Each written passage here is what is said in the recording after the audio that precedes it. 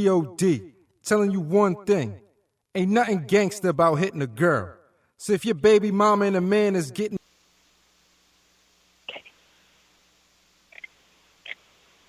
Start getting your family back on track. That's www.genesishousinc.com. From all of us at Jim Jin to all of you, family first. Keep it tight.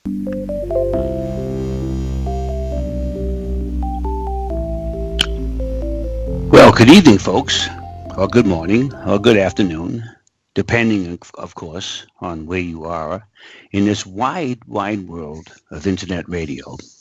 And, of course, if you can hear my voice, you are tuned into Gemgin Radio and specifically into the Ordaining Reality radio show with your host, Dr. Joe Donlin. And I'm obviously pleased to welcome you to another show. For me, it's tonight, but again, because we're essentially in almost every time zone, it could be any time at all for you. I'm coming in from the East Coast, so that would be daylight savings time, Eastern daylight savings time. So for me, it is shortly after 6:30 p.m. And of course, we have, and by the way, welcome back many regular listeners, and we appreciate you very much. But also welcome new listeners, because we're picking up new listeners all the time. So I'd like to have a little bit of a quick overview of what the show is, so as to why you're listening to it. Well, first of all, primarily it's a talk show, and primarily, I suppose, it is based in great part around a number of books on the subject matter of ordaining reality, written by me, and another one coming out pretty soon.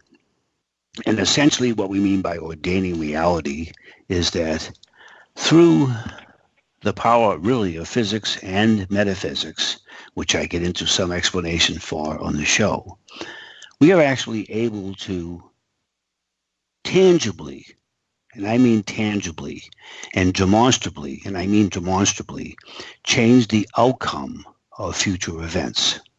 Now, that does not mean that you can make everything happen that you want to by concentrating on it. But it does mean you can make some things happen by concentrating on it, and you can have an influence on almost everything. So that's a very powerful statement. It's a very, almost extreme statement. And by the way, when I started my research on this, and again, I'm coming at this as a physicist, so I'm not one that's going to go out there on a limb without some supporting evidence. And I started this quest, if you would, to understand this based on just a tremendous amount of data that showed that this seemed to be possible, but it conflicted with the accepted laws of physics and pretty much what we took as mainstream physics and physics dogma and so forth. But so I've been somewhat on the leading edge, maybe almost on the bleeding edge of this, but many other scientists have come along and added to this quite a bit. And now that topic, that position that our thoughts actually do tangibly affect the outcome of future events, is no longer considered radical by any means, and it's becoming quite accepted. So this is major. So in the last 25 years, we've gone from, science position that this is really, smoke and mirrors, and they would say, it's just selective memory or just coincidences that happen, and you think that they're, something is controlling them and all of that, right to, yes, there does seem to be a cause and effect. But I've taken that, more layers and more levels in my books. And of course, obviously, I welcome you to read them. They're all Ordaining Reality. You just look at them. You can go on the website, ordainingreality.com, or even just my name, joedonlin.com, and you'll find out about them. And of course, obviously, you can go on Amazon and find them as well, or anywhere else, Barnes and Nobles and so forth. But also, listening to the show, you'll learn more and more. So a lot of the show is about that. But we also have on this show here and on Gen Radio, we have an obligation to also air a number of topics that have a important message for our listeners. And many of these are involved with health, and many of these are involved with safety. Many of these are involved with helping to curb certain epidemics, such as the opioid epidemic and so forth. And these are, they're more than public service because they're all related. All of these topics are related. And really, I would say the primary purpose of all the shows that are on Gen Radio, and quite specifically the show here, Ordaining Reality, is ways to help people improve their lives. And in some cases, you're improving it through an understanding of how your thoughts can affect the future. And in other cases, you are maybe learning something that would be very good for your overall health, or maybe you're learning something that could help you with an addiction or help somebody you know with an addiction. And tonight, we're going to do an interesting show on a topic that is, probably not talked about enough, but I think everybody understands it's a major issue. And it's a major cause of so many illnesses that we just talked about. Opioid, it could be a contributor to the opioid. It could be a contributor to poor health. It could be a contributor to so many things, and violent crime and so forth. And that is abuse.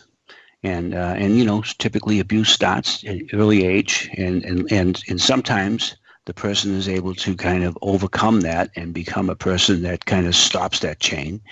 And sadly enough, in too many other cases, the person becomes almost a continuer of that particular problem moving forward. And so one of the important things we need to do, obviously, to help curb this problem is to, like anything else, is to make it more well known and make it more recognizable, so that we can intercept these things earlier and earlier. And I'm very pleased to say that is going to be the topic of tonight's show. And as we typically do here in the show, when we have a topic of interest like that, we usually have a command central proponent of that idea. And of course, that's exactly what we have here tonight. We have Sabrina Osso, who is actually the founder and CEO of Osso Safe, and Sabrina is going to talk about that. Now, Sabrina is a very talented person with, wears many hats, including being a dancer and entertainer and so forth, as well as having a very successful real estate practice. But what we're going to be talking about tonight, and obviously what is her passion, is this whole program called Osso Safe, and how it works, how it was founded, and so forth and so on. So without further ado, I'd like to introduce our guest tonight, and of course, as I mentioned, that is Sabrina Osso. And Sabrina, welcome to the show. Thank you. Thank you so much. You're so welcome. You're so welcome. So, obviously I left out tons, even in your introduction, but, maybe for our audience, and we'll get into, more specifically about the organization, Osso, Safe at Home, but, just in your own background, lots of times somebody who's heading up something like this, maybe experienced something similar, and I'm just we haven't talked before, but I'm kind of guessing that may have been the case with you, or what is it that kind of led you to come up with this idea? I grew up with it. Yep. I know what it's like to live in that environment, that chaotic, turbulent environment of violence. You basically kind of live in a war zone right in your own home, Wow. So I would say that would be the best explanation as to how it got started, Osso Safe, because I grew up with it. Yeah, so you're one of the people that is able to kind of break the chain and not only stop it, with your progeny, but maybe stop it with others as well, which is obviously terrific to have that happen. Yeah, I just kind of, that's typically the case, that somebody has gone through this and they, so they are so empathetic, they understand this problem, and it's great to be able to kind of look outside.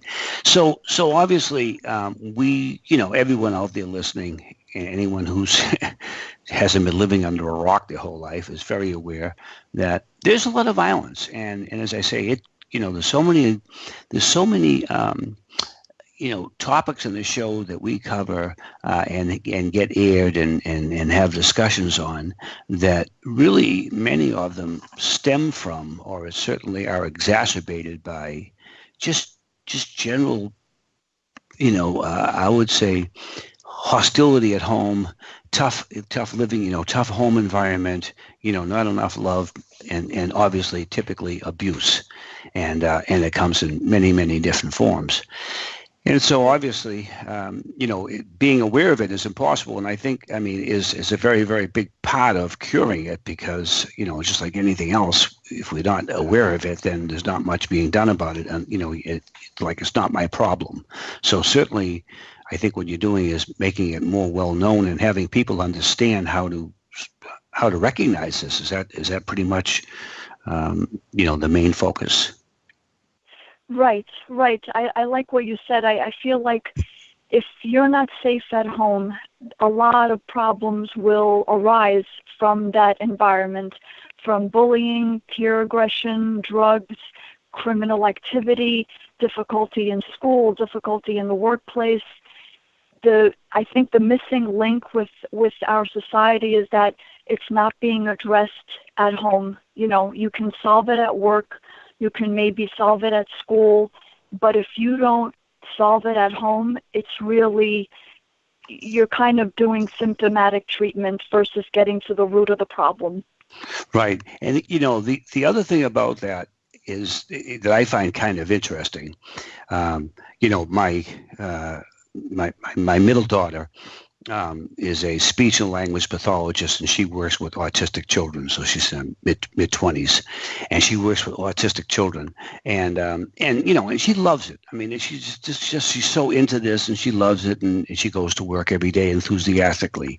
But in the course of a year, if she makes a 1% improvement, that would be like cause to celebrate.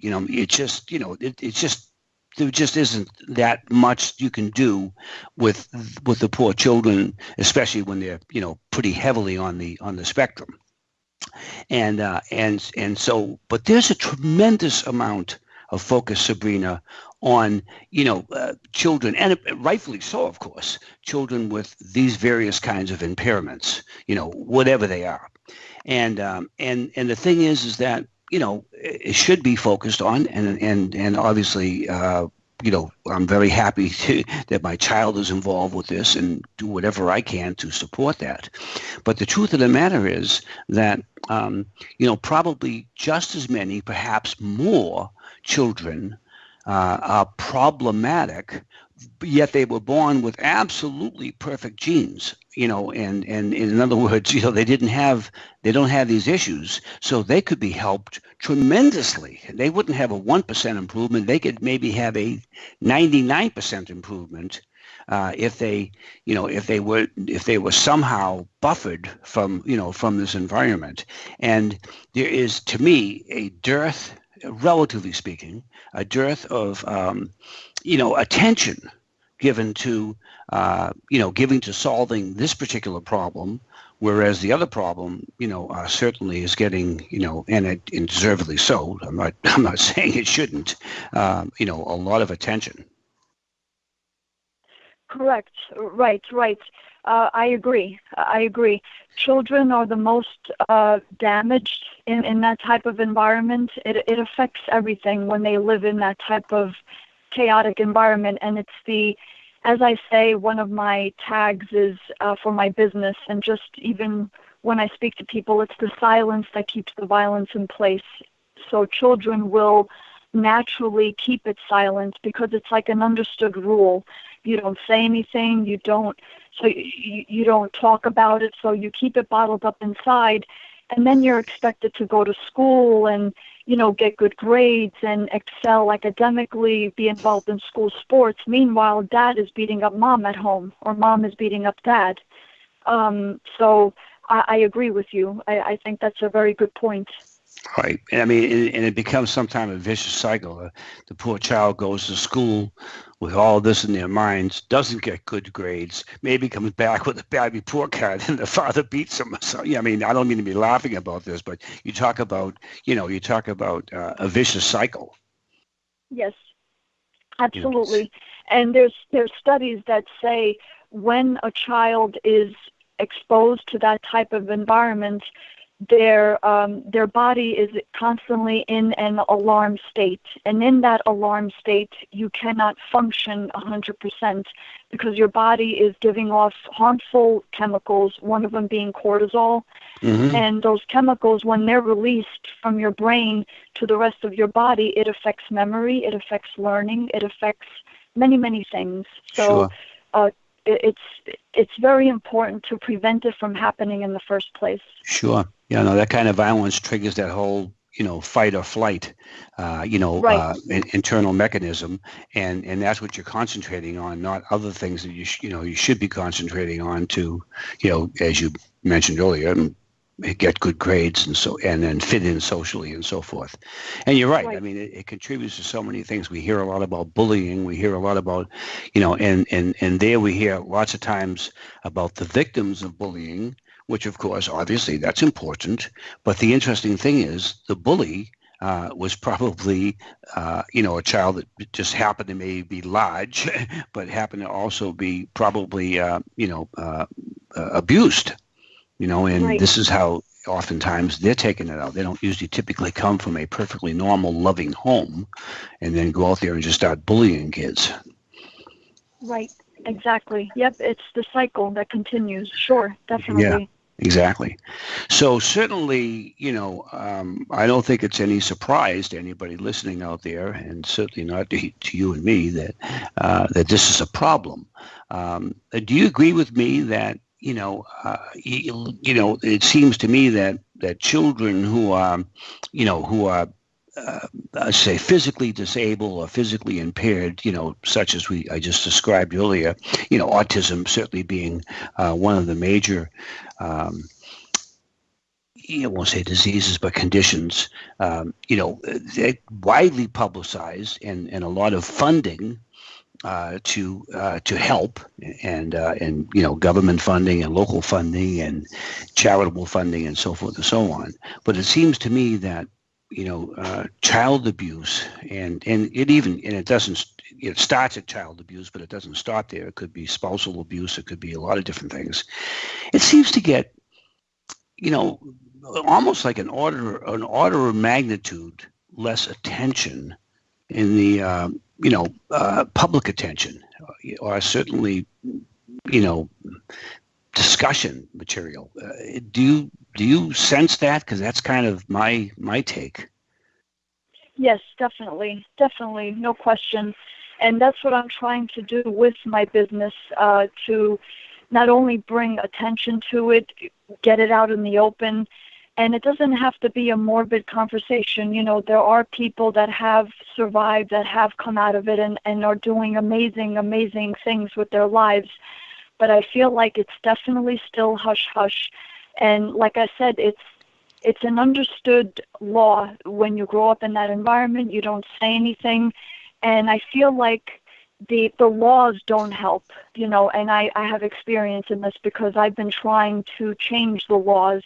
And I feel like the laws, they almost perpetuate the violence by how the laws are, how things are handled in the courts.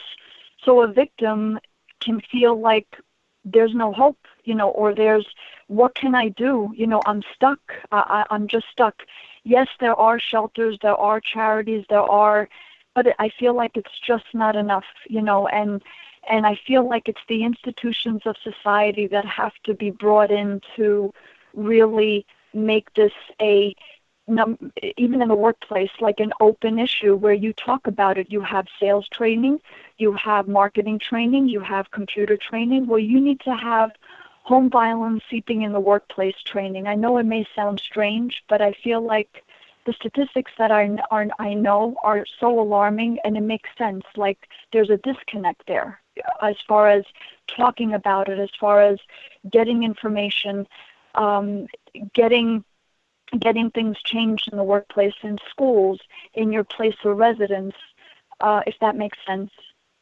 Yeah. So basically, what your operation, Osso Safe at Home, is doing is essentially educating the public to how to recognize, I guess, the outcome, the symptoms of this. I mean, certainly, like if you were a teacher in school and a student came in, with a black eye, you would want to ask them, how did you get that? And if the child said, which I think what you're saying would not be that unusual, oh gosh, I banged my eye on the doorknob. I don't know what you would do as a teacher, but certainly if the person came in a week and a half later with a bad bruise on their arm, and it was visible, black and blue, you ask them again, oh, I banged it against my bureau. You start to get the feeling that, that there's something wrong. Is it that you're bringing this attention to the, let's just say the teacher in this particular case earlier, or, how would that dynamic work with the organization Osso Safe?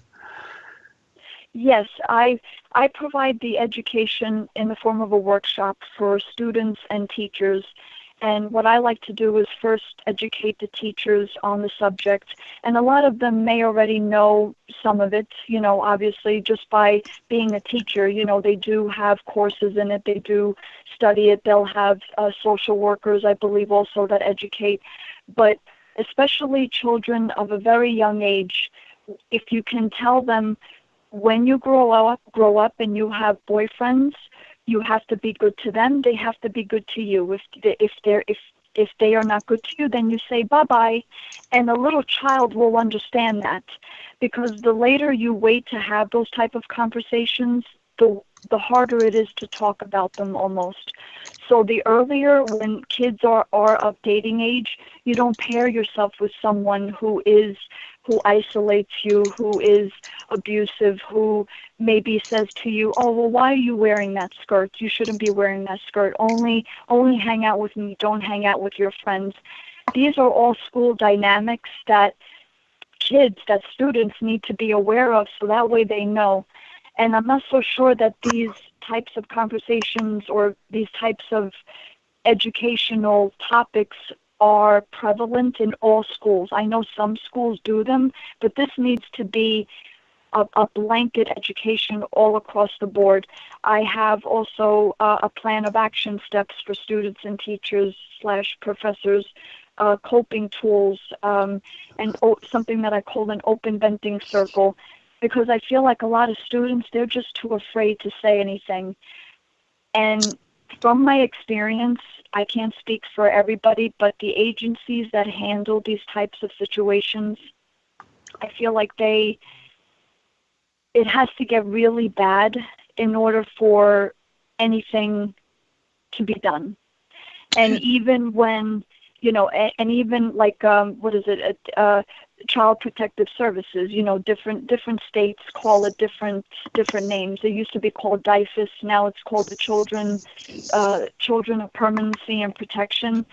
I feel like things have to get really bad in order for anything to be done, and then it's too late. The child is so damaged, is so distraught that we need to be preventative across the board, starting from early education, especially when it comes to the education of boys, because boys are taught that in order to become a man, you have to dominate women, you have to dominate girls, and that right there is a huge subject in and of itself that I think schools need to really tackle. And this is what I do in my workshops. It's a portion of the workshop called Breaking the Gender Code.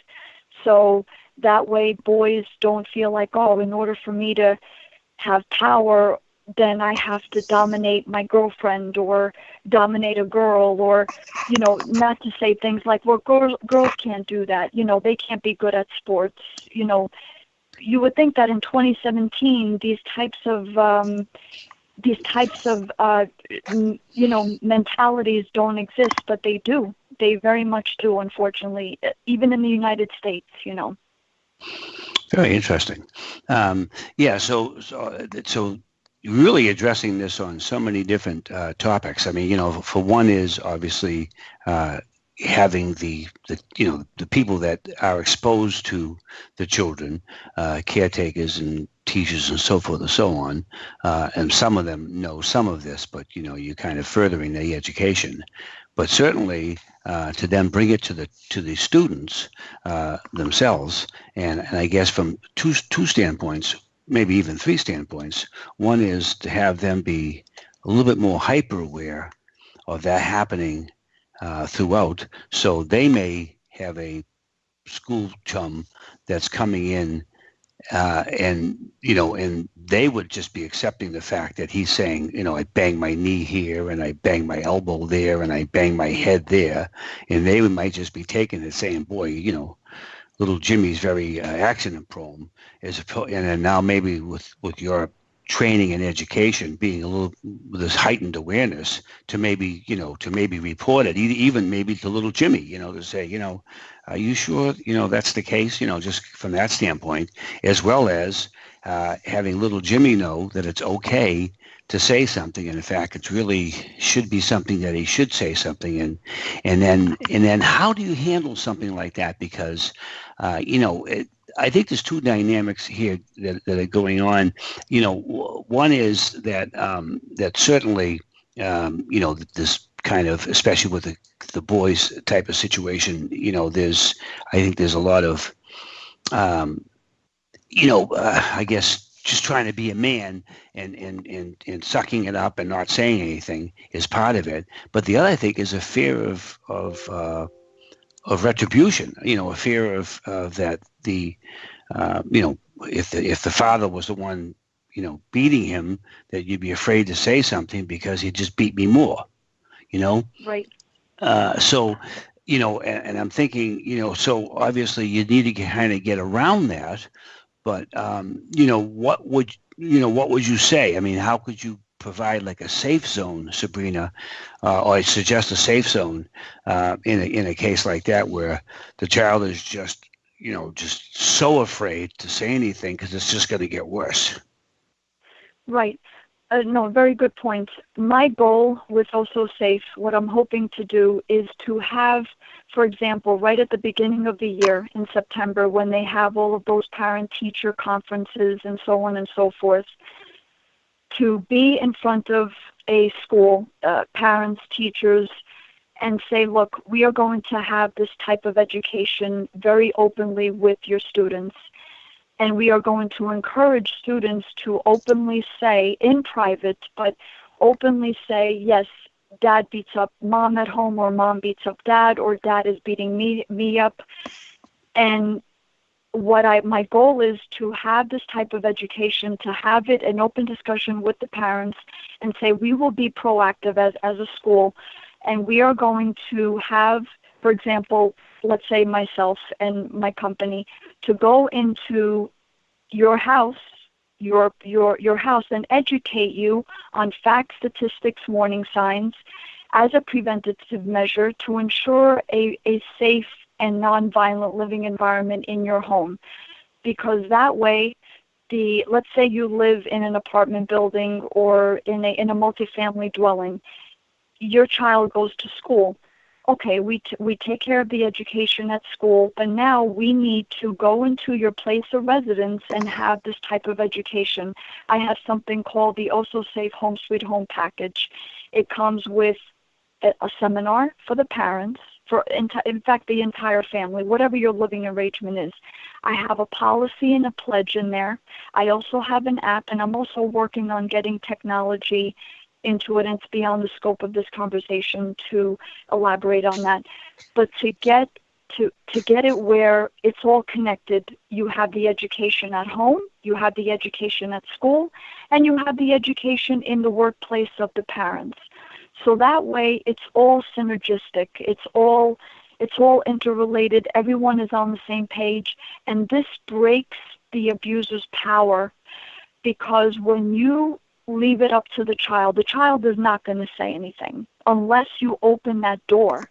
And what my goal is to have that door wide open and say, look, this is how we're going to run this school.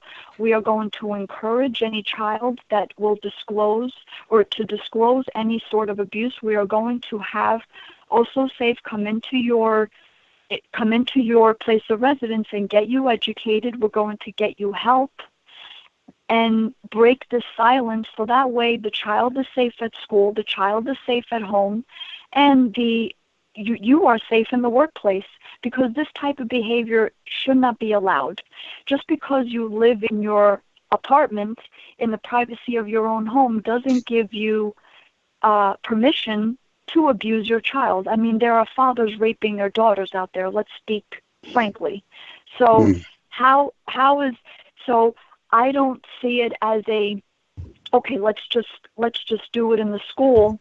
It needs to also be branched out in the home. Now, I know some schools, to my knowledge, they send out letters to the homes, and if they do see any type of behavior, any erratic behavior, if they see bruises, they do have to report it by law. By law, they have to report it. But to my knowledge, from my experience, it has to get really bad in order for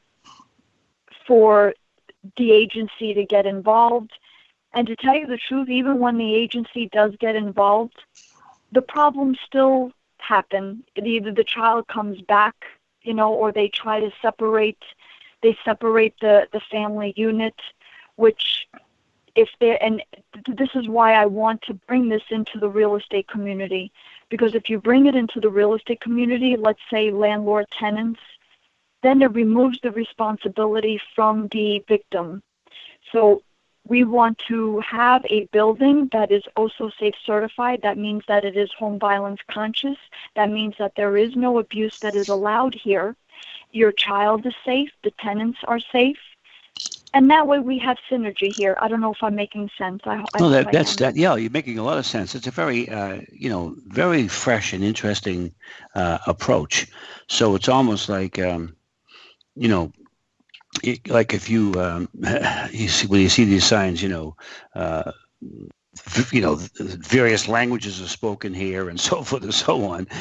What you basically, maybe somebody would put up, this is a safe zone community or something, or a non-violent community. It's kind of interesting, and so there'd be some responsibility, I guess, on the part of the owners, being in this case the landlords, to help embrace that. It's interesting. It's so refreshing to hear some of these things. But I'm thinking that if a couple were in an abusive situation, and either both collaborating or at least one of the two of them being the abusive one, they probably would avoid living in that area, because they probably don't want to be scrutinized. They probably would want to take extra steps, because obviously they don't want to be found out. But again, I guess making everybody, yeah, but I think making everybody more aware of it is certainly a step in the right direction. Right.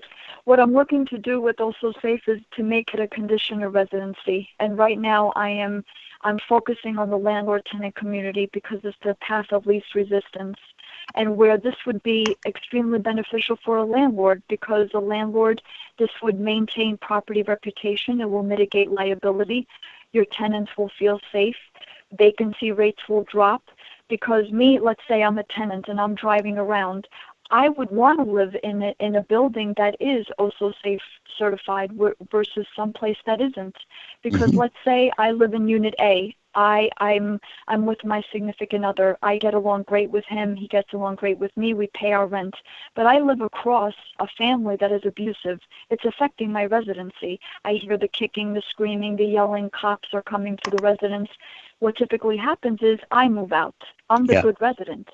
what should happen, and what I'm looking to do with Also Safe, is get the abuser to move out. Only the abuser. To have the abuser evicted, or at least get educated and say, look, you can't come back to this residence until you get Also Safe certified, where you will no longer abuse, and if you do, you are immediately evicted. So that way the whole building stays intact. There's no bad press, there's no bad reputation on the building. So this works in favor of the landlord, and it works in favor of the tenant as well. Why would you live next door to a Bill Cosby or an Oscar Pistorius or a Jerry Sandusky? You know, all these people that are violent, that are rapists, that are, you know, you would want to live somewhere where these people do not live. It shouldn't be allowed. It should be made a condition of residency. And I think, and this is new, I'm well aware, you know, this is new. I'm still trying to bring it into the public realm.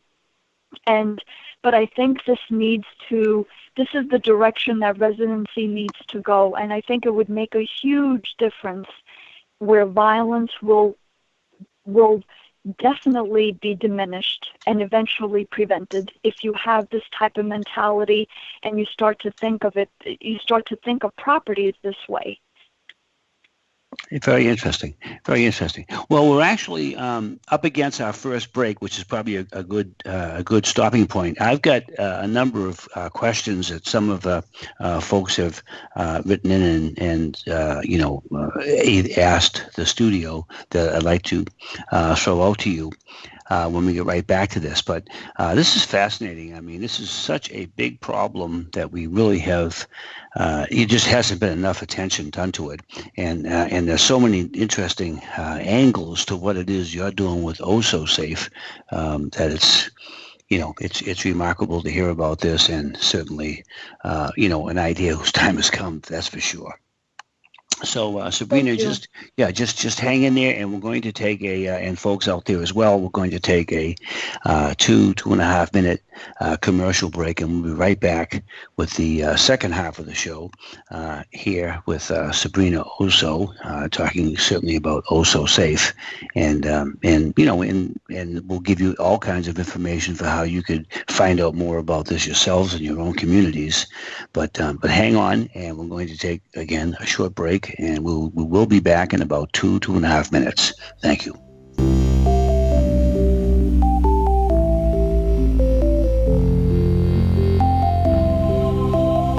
Harness the power of positive thinking. Ordaining reality.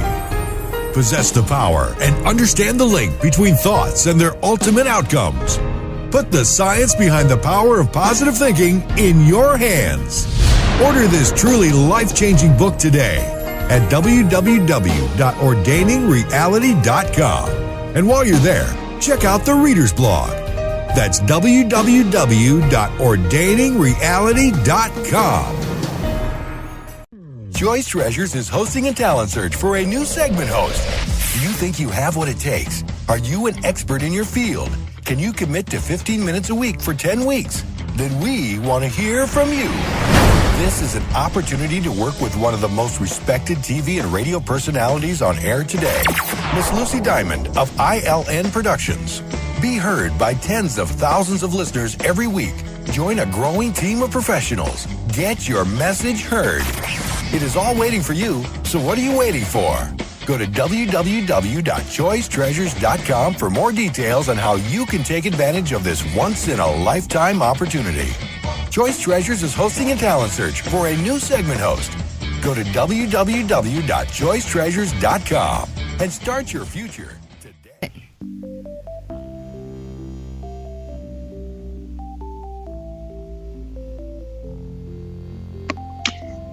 Well, folks, we're back, and thank you for listening in and joining the second part of the show, which of course is Ordain Your Reality with your host, Dr. Joe Donlin. And I'm here tonight with my guest, Sabrina Osso, who is the founder of Osso Safe, and that's what we've been talking about in the first half. And by the way, if you just joined us now, obviously the second half of the show will tell you a lot more about what we're talking about. But also, this show is rebroadcast several times here on Gem Radio during the week, and it's also podcasted, so you can listen to this show again. And by the way, if you're hearing something that you love about on this particular show and you want to recommend it to somebody else, they'll be able to hear it as well. You can just tell them what time to check it out, and you get on the website, Gem Radio, and just Google that, and from there you'll be able to get all the instructions you need to be able to listen in. But anyway, welcome back, and we're having a fascinating conversation about a topic that, frankly, really I don't think gets enough attention, but it is a huge problem, and it's even a larger problem than people recognize. A lot of people recognize that, that domestic violence and violence in general is a real problem, and they think of it as maybe, spousal abuse and child abuse and so forth in terms of injury, but the psychological aspect of that, and also just the tangential part of all these problems. It could go into bullying, it could go into violence, it could go into obviously other types of mental illness, and certainly what it's doing is preventing what would otherwise be a healthy, normal child to live a healthy, normal relationship, life, and of course, obviously, that is tragic. And so, one of the ways to deal with the problem, of course, is to make it more well known. And by making it more well known, you do things to help you recognize the symptoms, and that's exactly what Osso Safe has done. And then also, the second part of that is to come up with ideas for how to, remedy the situation, which is also what Osso does. So that's what we've been talking about here on the first part of the show, and we're going to get into now in the second part of the show with Osso Safe's Osso Safe at Home's founder, Sabrina Osso. So Sabrina, we talked a little bit in the first half of the show about just education to have folks become more aware of this, and also, which is interesting from two standpoints. One is you've got some additional ideas to help people recognize this, but dramatically you've got some different venues and also audiences to have, because mostly in the past it's been aimed at community members and certainly teachers and so forth and so on, and childcare, overseers and so forth and so on, to recognize these things, and you are targeting that group, maybe more exhaustively than they have been targeted, which is great. But you're hitting on other groups that, I don't think anyone else has ever really talked to, such as students, such as landlords, such as people that own large companies, to kind of recognize some of these, issues and so forth and so on. And I think that that's obviously, tremendously important in just running these kinds of, awareness seminars. And, and word will just continue to get spread as I'm sure that's happening. So Yes. kudos to you on that, and maybe you can even just kind of expand on, on what you're doing and how that is working, and some of the things you also plan to do. Sure. Thank you so much. I greatly appreciate that. As I said, I go into schools, corporations, and the real estate landlord-tenant community is what I'm also focusing on as well. And it is a new idea. I arm myself with a lot of statistics. For example, 1 out of 3 women will be beaten or raped in her lifetime. 1 out of 5 adolescent girls is abused by her boyfriend. 1 out of 14 men is physically abused. By the end of today, 4 women will be killed by their abusive partners, and most of them will be killed after they leave their abusers. So them leaving is not the answer. I could go on and on with statistics. Wow. 85% of all spouse murderers are male, 80% of runaways come from violent homes. Like I said, I could go on and on. So I feel like what I am doing is going into schools, corporations, and the landlord-tenant community, and I want to expand this also into virtually any residence, but I have to start where I need to start. I do have speaking engagements being scheduled, and I would say they'll be posted on my website, but I'm pretty busy with trying to get schools, corporations, and the real estate industry to come on board with this. I'm also trying to do this as a real estate agent because I am a real estate agent, and I feel like we as agents, we come across buyers, sellers, landlords, tenants all the time, and I feel like this needs to be in contracts. And I think we would make extreme strides on the positive end if we do this, we make this a condition of residency as an agent. We need to start talking about it, and I do. I try to talk about it whenever I network, whenever I'm speaking to people. It's definitely important. I do have some events coming up, and I have them posted on my website. But I greatly appreciate this opportunity. And if 15 million children witness violence in their own homes each and every year. If you divide that by 50 states, 50, that's 300,000 children per state that are exposed to violence. And those are just the ones that are documented. So I feel like this has to be a mainstream issue. Enough with the marginalizing it, and we kind of throw our hands up in the air with it. I feel like not enough people are really upset about it. I feel like people are just not blasé about it, but they almost accept it. Like, okay, oh well, you're going. What can we do? And I feel like for me, that's not acceptable, especially when children are involved. If that makes sense. I hope. Yeah, it does make sense. And, I think, what your example at the end, near the end of before the break, is a perfectly, I guess, illustrative example of how society handles it. And the example you gave is, you moved into this apartment building, you and your husband, significant other, whatever. And, you're fine, upstanding people. And life is good, and then and the people across the hall maybe move out, and they're nice people. And then somebody moves in that's a very abusive, a wife beater or a child beater or both, because it kind of runs hand in hand. And you hear screaming, and you hear crying, and you see bruises and so forth and so on, and typically, and I know this is not Sabrina Osso, the real Sabrina Osso, but this fictitious person, this fictitious, couple just says, we got to get the hell out of here. And they, and they pack up and they move to another building and hope that, that's not the case. And that's altogether what happens all too often, and the truth of the matter is, that's the wrong that's the wrong solution, that's the wrong action.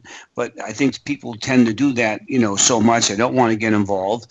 They may even be fearful that if they went over there, let's say your significant other went over there, that, he may get a baseball bat over his head or something, or what's worse, he may get a 38 pointed at him, and so because, violent people are not easy to deal with.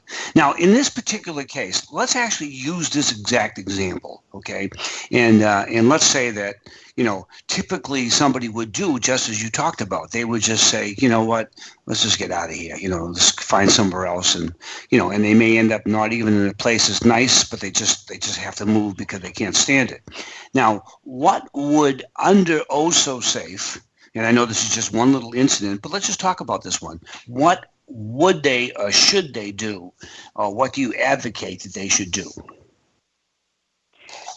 Regarding the example that I gave before? Yeah, the exact example that I just, repeated. Sure. The tenants that are being troubled by this abusive family, they can call me, they can email me and say, look, we want to live here. We want to continue to live here. You as the landlord hire Also Safe. She has a policy and a pledge, and the policy is something that I wrote, and also the pledge, and that basically states the policy says the landlord will provide a safe environment. And safety is broad, right? We say, okay, the pipes are working, there is a rooftop garden, there's no asbestos here, but you also need to provide in the policy, that this is the policy specifically for home violence consciousness. There will be no violence tolerated in this building. And the pledge is the tenant signing, okay, I as the tenant will provide, I will be a safe tenant.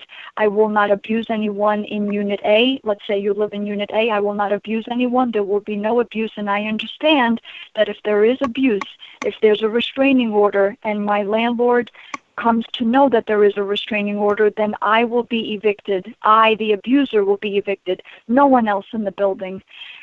Then I give a seminar. The seminar actually is probably the first step. It would be the first step because everyone gets educated on facts, statistics, warning signs, 50 reasons why victims don't leave, the harmful effects of home violence on children.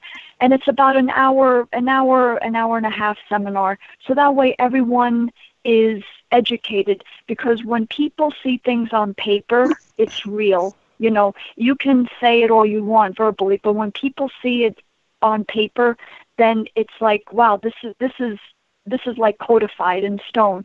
So I have to abide by this. Then there is an app that I have. And they actually signed it as well, you know. Exactly. They sign it, and the tenants can say, look, we want to be, we don't want to move out of here. And if you don't have Also Safe here, where she can make this building all Also Safe certified, then we're going to have to move out, and then the landlord is stuck with the vacancy and stuck with the abuser who is in the building. Mm-hmm. Once this process happens, and then it starts to catch on, I think that this will be the law of the land eventually, where if I'm driving, let's say, and I have a logo, you know, my logo Also Safe, and I'm looking to make this as kind of like how ADT has their sign outside. When you see that ADT sign, you know it's being protected, you know, for intruders, for burglaries. I have a sign, Also Safe, that when you see that sign outside of a property, you know that building is home violence conscious. I would want to live in that building because I know that I'm safe. My kids will be safe. There's not going to be a rapist living above me, below me, across from me. Everyone here is educated on the subject. And like I said, I'm also bringing technology into it to facilitate, to eliminate the he said, she said scenario. Sure. Okay, so I can see clearly how that can improve, you know, the standard of living, you know, in a place that follows those, you know, conforms to Also Safe guidelines. How does that reduce the incidents? You know, you mentioned, you know, some states are more populous than others, but if you divide that number, there's 300,000, you know, kids being abused in each state, you know, on average. So how we're doing something like that, and I can see some aspects of how that might help, because now they become aware of it, and it eventually get to a point where there's no way they can go without amending that. But how do you see? And maybe that is how you see it. But how do you see that addressing the actual problem? Because certainly that's moving the problem away from the people that are not having the problem. But how is that reducing the incidence of the problem? And by the way, I can see some aspects of how it's doing that now, but I'm sure you can explain that better than I.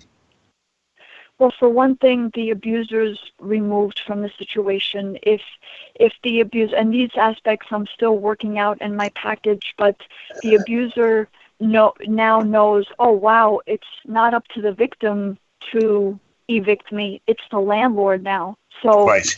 That breaks the power of the abuser, because the abuser can do whatever he or she wants, right? Because they have four walls. As long as they're paying their rent, no one is going to touch them. However, if you make it a condition of residency and the landlord steps in and says, no, this building is home violence conscious, you're not allowed to do this, the abuser gets evicted. Well, that whole building, let's say your building is 200 units, the rest of the building stays intact and you don't have a vacancy. Let's not assume that the victim cannot pay the rent.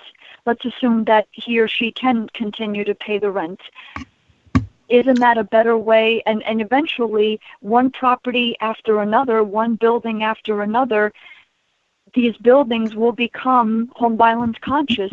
Right. And that is how it should be as far as residency, as far as I'm concerned. And the other obvious part of that is that this abuser, or this abusing family, we'll say, that gets evicted, okay, now has to go somewhere else. And somewhere else, they'll ask for references. So they either have to come up with phony references, but that becomes problematic, because now if they called the landlord and the landlord said, no, they didn't leave here voluntarily. They were evicted because they were violent.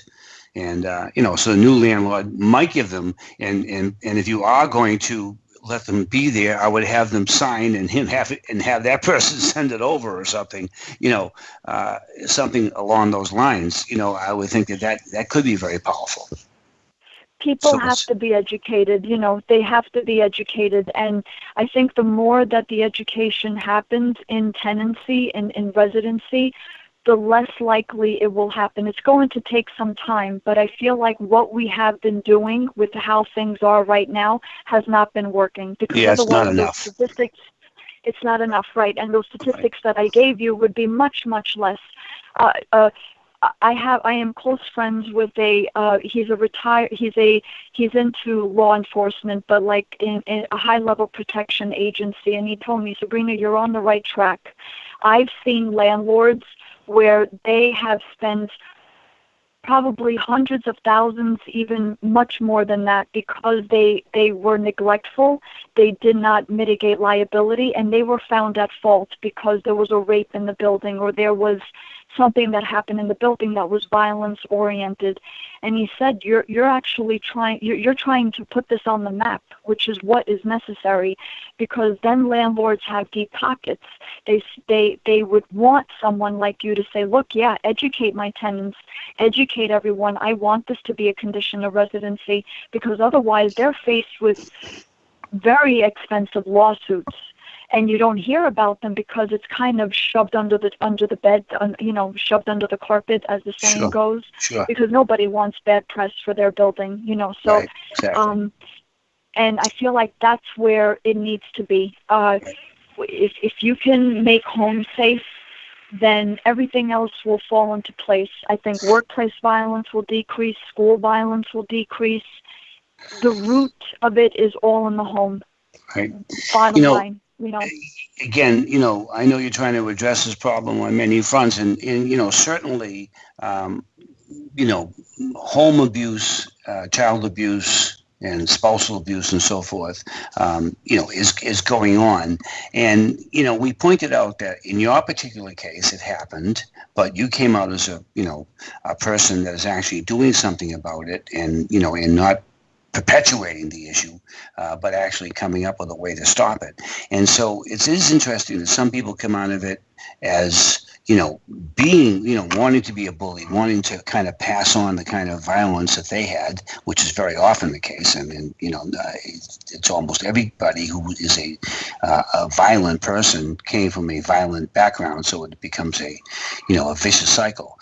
But some of them don't. Now, and I'm wondering, one of the people wrote in and wanted to know, like, how important are coping skills, for these children, the ones that that are in this, in other words, maybe their inability to cope, lead to drug abuse or alcohol abuse or some other type of escapism, and obviously some can handle the problem much better than others, and I'm wondering if you're recognizing that and doing something also, to help those particular children maybe have better coping skills with this, because it's kind of hard to stop the problem overnight, but maybe addressing, kind of mitigating it for the people that are going through it, and as well as making it more recognizable.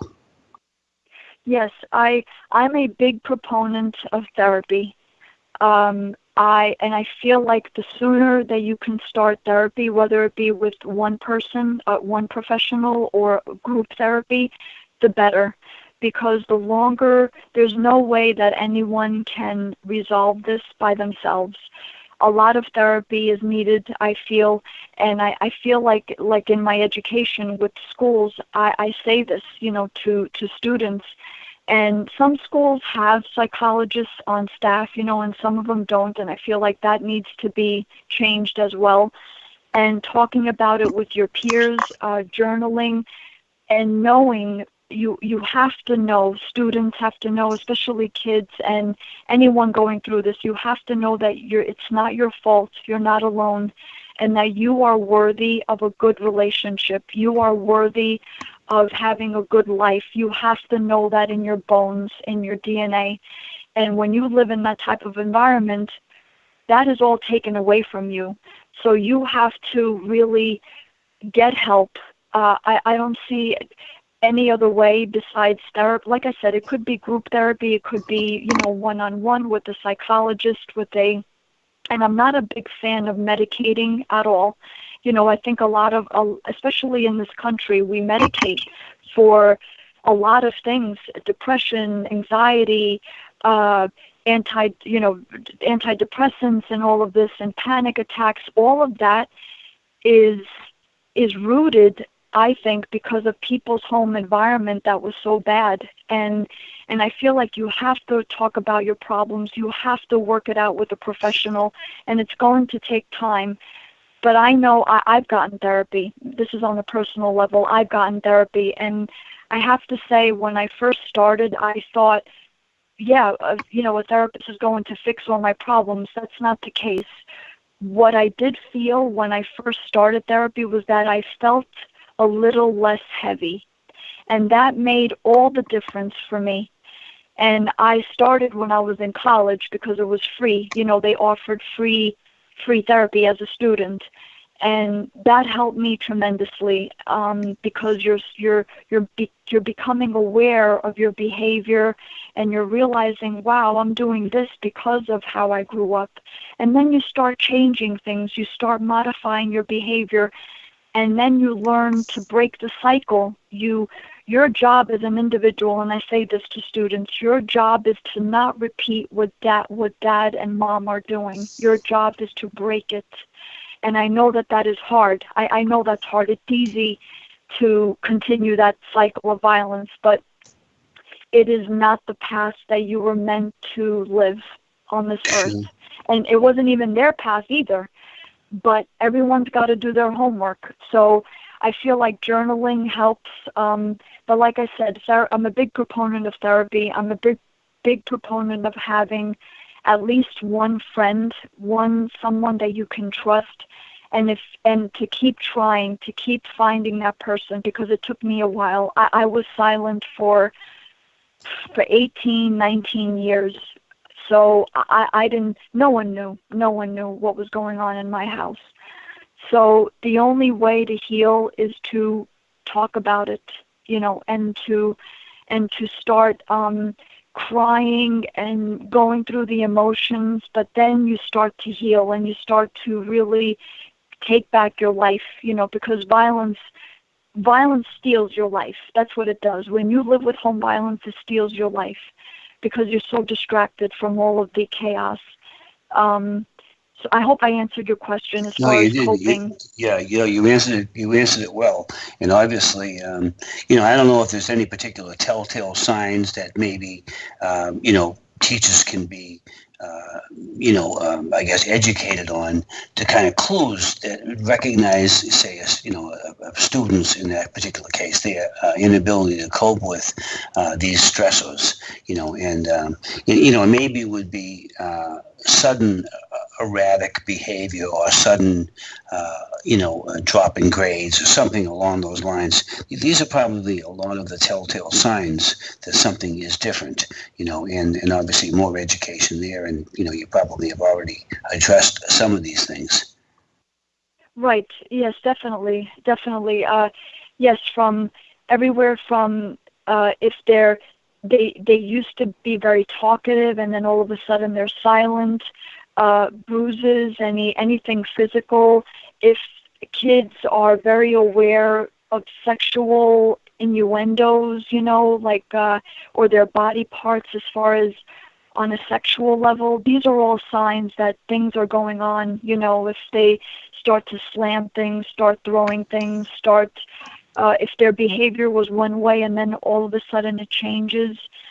These are all signs, and I educate on all of these points. And what's important is that the student or any child feels that it's not their fault and that they're not alone. Because I can tell you, me growing up, I always thought it's my fault. As a child, you blame yourself. Well, Dad is hitting Mom because it's my fault, and it's, as a child, that's what you think. And you carry this guilt with you forever, unless you speak to someone, unless you talk to a friend, unless you educate yourself.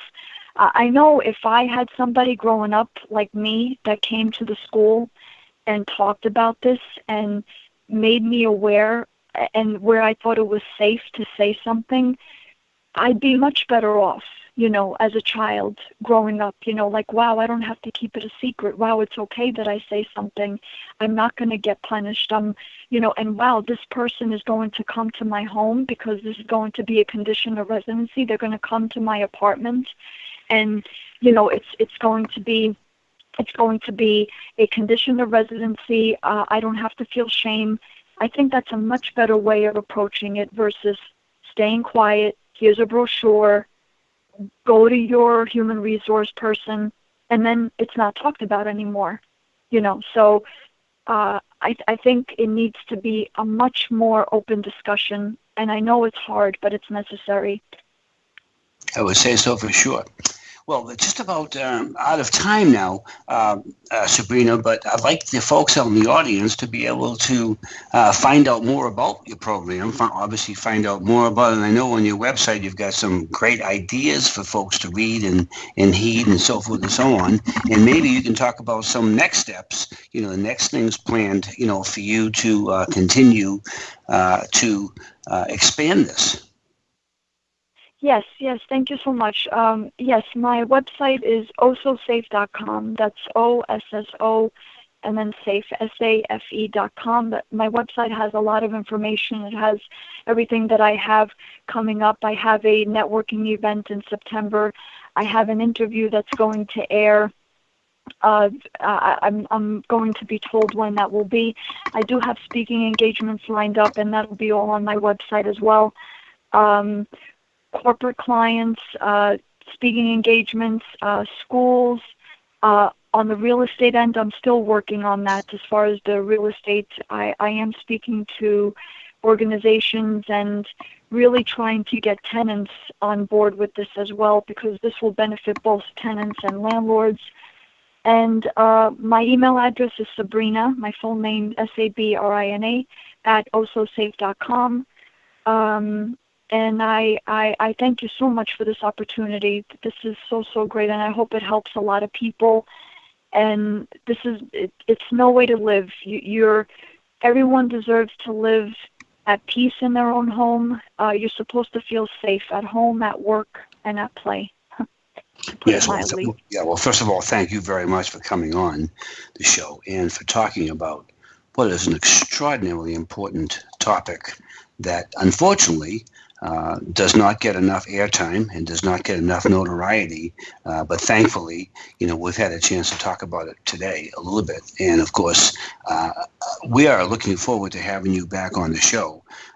When you've even expanded this a bit, and we've had some folks in the, in our listeners to write in with, some of their own ideas on this topic. But as you pointed out earlier, it is a huge problem. 15 million people, 15 million children. And then secondly, it's all of the repercussions that the problem has. It's just Right. incites criminality and violence and a perpetuation of this problem. It gets worse, and we need to do something. We need to do something different than what we're doing, and certainly what you're doing is, a number of steps in the right direction for that. And we wish you well, and we're going to do what we can here in this show. I know our producer of the show, Lucy Diamond, this is near and dear her heart, and so we're certainly going to be promoting this idea as much as we can here in the show, and we'd love to have you back. Thank you. Yes, definitely. I definitely wish to come back. I greatly appreciate this. Well, you're very welcome. You're very welcome. Well, that's a wrap, folks, and we appreciate you listening. And again, tell your friends about the show, but also if you missed any part of it, or if you want to have your friends listen to any other part of it, this show is re-aired several times during the week, and the schedule is on Gem Chin Radio, and also it's podcasted, so you can listen to it at any time, and we encourage you to pass it on to other people, or if there's pieces that you missed and you want to hear it again, obviously that's why we podcast it and rebroadcast it. And otherwise, that's a wrap. And this is your host, Dr. Joe Donlin, and my guest tonight, Sabrina Osso, bidding you a pleasant evening or morning or afternoon, depending on where you are in this wide world. And hopefully you'll tune in again. The show starts at 6:30 Eastern Daylight Time on Tuesday nights. So mark that in your calendar, and please tune in again next week. And in the meantime, be safe and help others to be safe. And God bless. Thank you. And that's it.